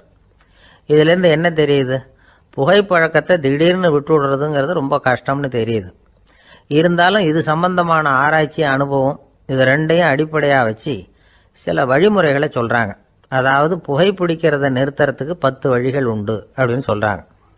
அது என்னங்கிறது தெரிஞ்சுக்கிட்டா உபயோகப்படுதான்னு பார்க்கலாமே. முதல் கருத்து என்னன்னா, கொஞ்ச நாளைக்கு புகைப்பிடிக்கிற நண்பர்களை விட்டு விலகி இருக்கணும். இதனால் புகைப்பிடிக்கிற ஆசை குறையும். அந்த பழக்கத்தை மறுபடியும் ஆரம்பிக்கப்படாதுங்கிற எண்ணம் உறுதிப்படும். 2வது கருத்து, புகைப்பிடிக்கிறதை எதிர்த்து தீவிரமாக பிரச்சாரம் செய்ய ஆரம்பிச்சிடணும். அது அடுத்தவங்களுக்கும் உபயோகப்படும், உங்களுக்கும் உபயோகப்படும். உங்கள் உள்ளுணர்வை அது தூண்டும், உங்களை உறுதி கொள்ள வைக்கும். மூன்றாவது கருத்து என்னன்னா, தினமும் 2 தடவை குளிக்கணும். எப்படி தெரியுமா? முதல்ல வெது வெதுப்பான தண்ணீர், அப்புறம் குளிர்ந்த தண்ணீர், இப்படி மாறி மாறி குளிக்கணுமா. 4வது கருத்து, உடற்பயிற்சிகள் செய்யணும். மூச்சு வாங்குற மாதிரியான பயிற்சிகள் ரொம்ப நல்லதான். பிராணாயாமம் அப்படிங்கிற மூச்சு பயிற்சி ரொம்ப நல்லதுங்கிறாங்க. அப்புறம் 5வது கருத்து, சாப்பாடு மிதமாக இருக்கணும், சீராக இருக்கணும். பச்சை காய்கறிகள், பழங்கள் சாப்பாட்டில் சேர்த்துக்கலாம். அடிக்கடி கொஞ்சம் கொஞ்சமாக சாப்பிட்டு ரத்தத்தில் சர்க்கரையின் அளவை பராமரிக்கணும். இது நரம்புகளை அமைதிப்படுத்தும். 6வது கருத்து என்னன்னா, ரொம்ப நேரம் பசியோடு இருக்கக்கூடாது. புகைப்பிடிக்கிறத நிறுத்த முயற்சி செய்யும் பொழுது எடை குறைப்பு நடவடிக்கைகளை மேற்கொள்ளக்கூடாது. 7வது கருத்து, காப்பி, தேநீர், மதுபானம், அப்புறம் போதைப் பொருள்கள் கலந்த உணவுகள் இதெல்லாம் வேணாம். புகைப்பிடிக்கிறத அதெல்லாம் ஊக்கப்படுத்தும். கடுகு, மிளகு, அப்புறம் காரமான பொருள்களை தவிர்க்கணும். உப்பு அளவை குறைக்கணும். தினமும் 10 குவளை தண்ணீராவது குடிக்கணும். வெறும் தண்ணி புகைப்பிடிக்கிற ஆவலை தணிக்குதான். 8வது கருத்து, கையில் சிகரெட்டு, புகையில ஏதாவது இருந்தால் உடனே தூக்கி எறிஞ்சிருங்க. அது கையில் இருக்கிற வரைக்கும் புகைப்பிடிக்கிற ஆசை வந்துக்கிட்டே இருக்கும். 9வது கருத்து என்னன்னா, இறை நம்பிக்கை உள்ளவங்க புகைப்பிடிக்கிற எண்ணம் வர்றப்போவெல்லாம் பிரார்த்தனை செய்ய ஆரம்பிச்சுடலாம். 10வது கருத்து, உங்களுக்கு ரொம்பவும் வேண்டியவங்க யாரோ அவங்ககிட்ட எல்லாம் நீங்கள் புகைப்பிடிக்கிறத நிறுத்தி விட்டதா சொல்லிவிடுங்க. இந்த 10 வழிகளையும் கடைபிடிக்க ஆரம்பிச்சுட்டா புகைப்பிடிக்கும் பழக்கத்தை நிறுத்தி விடலாம் அப்படின்னு சொல்கிறாங்க அனுபவப்பட்டவங்க. முயற்சி பண்ணி பார்க்கலாம். ஒரு முக்கியமான இடத்துல நின்றுக்கிட்டு இருந்தார் ஒருத்தர். அங்கே இன்னொருத்தர், ஏன் சார் இந்த இடத்துல சிகரெட் பிடிக்கலாமா அப்படின்னு அனுமதி கேட்டார். இந்த இடத்துல சிகரெட் பிடிக்கக்கூடாதுங்க அப்படின்னாரு இவர். நீங்கள் இப்படி சொல்கிறீங்க, ஆனால் இந்த இடத்துல கீழே நிறைய சிகரெட் துண்டுகள் கிடக்குதே, அவங்கெல்லாம் யார்? அவங்கெல்லாம் உங்கள் மாதிரி என்கிட்ட அனுமதி கேட்காதவங்க அப்படின்னாராம் இவர். ஒரு சீன தேசத்து அரசர் இருந்தார். அவருக்கு வயசாயிட்டுது. அவருக்கு அடுத்தபடியாக அவருடைய புள்ள பட்டத்துக்கு வரணும், ஆட்சி பொறுப்பை ஏற்றுக்கணும். ஒரு நல்ல தலைவனுக்கு இருக்க வேண்டிய பண்புகள்லாம் தன்னுடைய மகனுக்கு இருக்கணும்னு விரும்பினார் அந்த அரசர். அதனால் இளவரசனை பக்கத்தில் இருந்த ஒரு குரு கிட்ட அனுப்புனார். இளவரசன் அவர்கிட்ட போய் சேர்ந்தான். அந்த குரு என்ன பண்ணார் தெரியுமா? இவனை பார்த்து சொன்னார், இதை பாருப்பா, நீ என்ன பண்ணுற, இப்போவே பக்கத்தில் இருக்கிற காட்டுக்கு போ, நடுக்காட்டில் போய் ஒரு இடத்துல உட்காந்துக்கோ. அங்கே என்னென்ன சத்தம்லாம் உன் காதில் விழுதுன்னு கவனிச்சு கேளு. உன் காதில் விழுந்த ஓசைகள் என்னென்னங்கிறத என்கிட்ட சொல்லு, அதுதான் எனக்கு தெரியணும், உனக்கு வேலையும் அதுதான் அப்படின்னு சொல்லி அனுப்பி வச்சுட்டார். இளவரசன் காட்டுக்கு போனான். குரு சொன்னபடியே ஒரு இடத்துல உட்காந்து கவனித்து கேட்டான். அதுக்கப்புறம் குருக்கிட்ட திரும்பி வந்தான். என்னென்ன சத்தம்லாம் கேட்ட அப்படின்னு கேட்டார் குரு. குருவே, காட்டில் நான் பறவைகள் சத்தம்லாம் கேட்டேன், மிருகங்களின் ஓசையையும் கேட்டேன், இதை தவிர இடி, மின்னல், மழை இதுகளோட சத்தத்தையும் கேட்டேன் அப்படின்னா. குரு யோசனை பண்ணார், நீ இன்னமும் சரியாக கேட்கல, அதனால் மறுபடியும் காட்டுக்கு போ, கொஞ்ச நாள் தங்கியிருந்து கேட்டுட்டு வா அப்படின்னார். இளவரசனுக்கு ஒன்றும் புரியல. இருந்தாலும் குருவின் கட்டளையாச்சே, மறுக்க முடியுமா? உடனே அவன் மறுபடியும் காட்டுக்கு போனான். ஒரு இடத்துல உட்காந்தான். கொஞ்ச நேரம் உன்னிப்பாக கவனித்து கேட்டான். சில நாள் கழித்து குரு கிட்ட திரும்பி வந்தான். குருவே, இந்த தடவை சில துல்லியமான சத்தங்களை எல்லாம் கேட்டான். தேனி பறக்கிற சத்தம், நீரோடையின் மெல்லிய ஓசை, இதெல்லாம் கேட்டேன்னா. குரு சிரிச்சார். நீ மறுபடியும் காட்டுக்கு போ, இன்னும் சில நாள் அங்கே இரு, முழுமையாக கவனமாக கேட்டுக்கிட்டு வா அப்படின்னு சொல்லி அனுப்பி வச்சுட்டார். இளவரசனுக்கு குழப்பம் அதிகமாயிட்டுது. ஒன்றுமே புரியல. மறுபடியும் காட்டுக்கு போனான். மௌனமாக ஒரு இடத்துல உட்காந்துட்டான். அப்படியே தியானத்தில் ஆழ்ந்துட்டான். சில நாளில் அவனுக்கு இதுவரை கேட்காத ஓசைகள்லாம் கேட்க ஆரம்பிச்சிட்டுது. இதைத்தான் நான் கேட்கணும்னு என்னுடைய குரு எதிர்பார்த்துருக்கிறாருங்கிறத புரிஞ்சுக்கிட்டான். உடனே குரு கிட்ட ஓடனான். குருவே, இந்த தடவை காதுகளுக்கு கேட்க முடியாத சில ஓசைகளை கூட என்னால் உணர முடிஞ்சுது. பூ மலருகிற ஓசை, சூரியனால் பூமி சூடாகிறப்போ எழுகிற ஓசை, காலை பனித்துளி இந்த புல்லுலாம் குடிக்கிற ஓசை, இது எல்லாம் என்னால் நல்லா கேட்க முடிஞ்சுது அப்படின்னா. குருவுக்கு இப்போதான் திருப்தி ஏற்பட்டுதான். இளவரசனை பார்த்து சொன்னார், இதை பாருப்பா, இப்போதான் நாட்டை ஆளுகிற தகுதி உனக்கு வந்திருக்குது அப்படின்னு சொல்லி அதுக்கு விளக்கமும் கொடுத்தாராம். எந்த அரசன் தன்னுடைய மக்களின் இதயம் பேசுகிற மௌன மொழியை, மௌன வார்த்தைகளை கேட்குறானோ அவன்தான் ஆள தகுதி உள்ளவன். எந்த அரசன் தன்னுடைய மக்களின் உணர்ச்சிகளை உண்மையாக உணர்றானோ அவன்தான் முதன்மையான அரசன். போலி வார்த்தைகளை மட்டும் கேட்டுட்டு பல மௌன ராகங்களை காதில் வாங்கிக்காதவன் அரசனே இல்லை. எந்த நாட்டில் எப்போ ஒரு அரசன் தன்னுடைய மக்களின் உணர்ச்சிகளை கேட்க மறுக்கிறானோ அன்னையிலிருந்தே அந்த நாடு அழிய தொடங்குது அப்படின்னு அர்த்தம். இதுதான் அந்த குரு இளவரசனுக்கு போதிச்சது. வாயால் பேசுறத மட்டும் கேட்டு ஏமாறக்கூடாது, உணர்ச்சிகளையும் கேட்கறதுல தான் மனப்பக்குவம் உண்டாகும். மக்கள் உணர்ச்சிகளை புரிந்து கொள்ளாத அரசர்கள் நீடிச்சிருக்க முடியாது. அது மாதிரி நாடுகளில் அடிக்கடி குழப்பம் தான் உண்டாகும். அப்படி இருந்தா அடிக்கடி ஆட்சி மாறிட்டு இருக்கும். அப்படிப்பட்ட ஒரு தேசம், அங்கே ஒரு சிறைச்சாலையில் 3 கைதிகள் பேசிக்கிட்டு இருந்தாங்க. ஒருத்தன் சொன்னான், நான் இந்த நாட்டு ராஜாவை எதிர்த்து பேசிக்கிட்டு இருந்தேன், அதனால என்னை பிடிச்சி கொண்டாந்து இங்கே போட்டுட்டாங்க அப்படின்னா ஒருத்தன். இன்னொருத்தன் சொன்னான், நான் இந்த நாட்டு ராஜாவை ஆதரித்து பேசிக்கிட்டு இருந்தேன், அதனால என்னை பிடிச்சி கொண்டாந்து இங்கே தள்ளிவிட்டாங்க அப்படின்னா. அது சரி, நீ என்ன தப்பு பண்ண அப்படின்னு சொல்லி 3வது ஆளை பார்த்து இவங்க கேட்டாங்க. அதுக்கு அந்த ஆள் சொல்றான், நான் தான் இந்த நாட்டு ராஜா அப்படின்னானா. திருநெல்வேலி மாவட்டத்தில் கோவில்பட்டிக்கு பக்கத்தில் உள்ள ஊர் கடம்பூர். காமராசர் முதலமைச்சராக இருந்த காலம். கடம்பூரில் ஒரு பள்ளி சீரமைப்பு மாநாடு நடக்குது. அந்த பக்கத்தில் உள்ள பள்ளிக்கூடம்லாம் அதில் கலந்துக்குது. கண்காட்சி வேற, ஊர் பூரா விழா கோலம். மறுநாள் மாநாடு நடக்க போகுது. ஆனால் முதல் நாளே மழை பிடிச்சிக்கிட்டுது. மறுநாளும் அது விடாமல் பேஞ்சிக்கிட்டு இருக்குது. காமராசர் காலையிலேருந்து பல்வேறு நிகழ்ச்சிகளில் கலந்துக்கிட்டு சாயந்தரமாக கடம்பூருக்கு வந்து சேர வேண்டியவர். மழை பேஞ்சிக்கிட்டு இருக்கிறதுனால நிகழ்ச்சி ரத்தாயிடுமோ என்னமோ அப்படின்னு எல்லாரும் சந்தேகப்பட்டுக்கிட்டு இருக்கிறாங்க. அவர் கோவில்பட்டி பயணிகள் விடுதியில் இருக்கிறார். கடம்பூர்லேருந்து சில பேர் போய் அவரை சந்திக்கிறாங்க. மழை பெஞ்சிக்கிட்டு இருக்குதே, என்ன செய்யலாம் அப்படின்னு கேட்குறாங்க. மழை பெஞ்சா நல்லது தானே, அதுக்காக மாநாட்டை எதுக்காக ரத்து செய்யணும்? ஆசிரியர்கள் எவ்வளவு கஷ்டப்பட்டு ஏற்பாடு பண்ண மாநாடு, கட்டாயம் வந்துடுறேன் அப்படின்னாராம் காமராசர். உடனே புறப்பட்டார். மழையை பொருட்படுத்தாத மக்கள் கூட்டம். அது கலையாமல் காத்துக்கிட்டு இருக்கிறாங்க அவ்வளோ பேரும். தலைவர் வந்துட்டார்னு தெரிஞ்சது ஜனங்களுக்கு ஏகப்பட்ட உற்சாகம். ஜனங்கள் அவ்வளவு உற்சாகமாக வரவேற்றாங்க. மாநாடு ஆரம்பமாச்சு. மலர் மாலைகள் மலை மாதிரி குவிய ஆரம்பிச்சுட்டுது. வரிசையாக ஒவ்வொரு கல்வி நிலையம் சார்பாகவும் வரவேற்பு பத்திரம் வாசித்து கொடுக்குறாங்க. என்ன வாசிக்கிறாங்கங்கிறத காமராசர் கூர்ந்து கவனிக்கிறார். ஏகப்பட்ட புகழ் மொழிகள், ரொம்ப பாராட்டி புகழ்ந்து என்னென்னமோ வாசிச்சுக்கிட்டு இருக்கிறாங்க. கொடை வள்ளலே, குணக்குன்றே, மலையே, கடலே, இப்படி தமிழ் மொழியில் பாராட்டுறதுக்கு எத்தனை வார்த்தைகள் உண்டோ அத்தனையும் அதில் சேர்த்துருக்குறாங்க. காமராசர் பொறுமை இழந்துட்டார். போதும் போதும், உங்கள் எல்லாரையும் பார்த்து 2 வார்த்தை பேசிவிட்டு போகிறதுக்காக தான் நான் வந்திருக்கிறேன். எல்லாரும் மழையில் சிரமப்பட்டு நின்றுட்டு இருக்கிறீங்க, இப்படி என்ன புகழ்ந்து படிச்சுக்கிட்டே இருந்தா எப்படி அப்படின்னாராம். அதுக்கப்புறம் பேசி முடிச்சிருக்கிறார். மாநாட்டு நிகழ்ச்சிகள் முடிஞ்சதும் இன்னொரு நிகழ்ச்சியில் கலந்துக்கிறதுக்காக புறப்பட்டாராம். ஒரு திறந்த ஜீப்பில் அவரை ஊர்வலமாக அழைச்சிக்கிட்டு போயிருக்கிறாங்க. தெருவில் 2 பக்கமும் ஏகப்பட்ட கூட்டம். அங்கங்கே ஜீப்பை நிறுத்தி ரோஜா மாலை, ஜருக மாலை இப்படி போட்டுக்கிட்டே இருக்கிறாங்க. அதையெல்லாம் அப்படி அப்படியே வாங்கி அங்கங்கே நின்றுக்கிட்டு இருந்த குழந்தைகள்கிட்டையும் தாய்மார்கள்கிட்டையும் கொடுத்துக்கிட்டே போகிறார். அந்த சமயத்தில் கூட்டத்துக்கு அப்பால் ஒரு பெரியவர் கையில் ஒரு மல்லிகை சரத்தோடு நின்றுட்டு இருக்கிறார். அவரால் முண்டி அடிச்சுக்கிட்டு முன்னால் வர முடியல. காமராசர் இதை கவனிக்கிறார். அவ்வளவுதான், உடனே நிறுத்தப்பா வண்டியை அப்படிங்கிறார். ஜீப்பு நிற்கிது.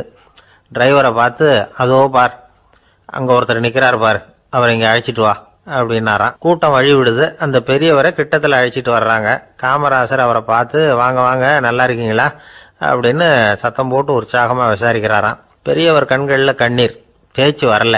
மல்லிகை சரத்தை அவருக்கு போடுறார். கொஞ்ச நேரம் அவர்கிட்ட பொறுமையாக பேசிக்கிட்டு இருந்துட்டு அவரை அனுப்பி வைக்கிறார் காமராசர். பெரியவர் போனதுக்கு அப்புறம் காமராசர் பக்கத்தில் இருந்தவங்க கிட்ட சொல்கிறார் அந்த பெரியவரை பற்றி. அந்த காலத்தில் ரொம்ப கஷ்டப்பட்டவர் இவர், ஜெயிலுக்கு போனவர் அப்படின்னு ரொம்ப உருக்கமாக நெகிழ்ந்து போய் சொல்கிறார். இதில் ஒரு விஷயத்தை கவனிங்க. தன்னை புகழ்ந்து படிக்கப்பட்ட வாழ்த்து மடலை படிக்க வேணாம்னு தடுத்து நிறுத்தினார். எங்கேயோ ஒரு மூலையில் கையில் ஒரு 4 முழம் மல்லிகை சரத்தோட ஒதுங்கி நின்றுகிட்டு இருந்த அந்த தொண்டை